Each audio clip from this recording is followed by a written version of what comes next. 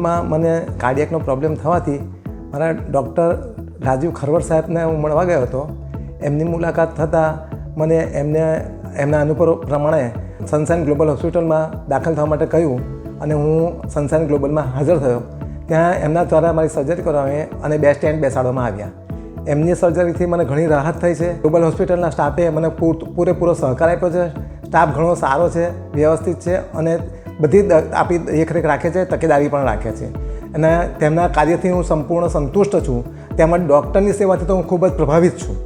એમનો ઘણો હું જેટલો ઉપકાર માનું તેટલો ઓછો છે. તેમજ સ્ટાફે પણ બહુ સારી સેવા કરી છે અને બહુ સરસ રીતે અમારું ધ્યાન રાખેલું છે. આ સર્વેનો હું આભાર માનું છું.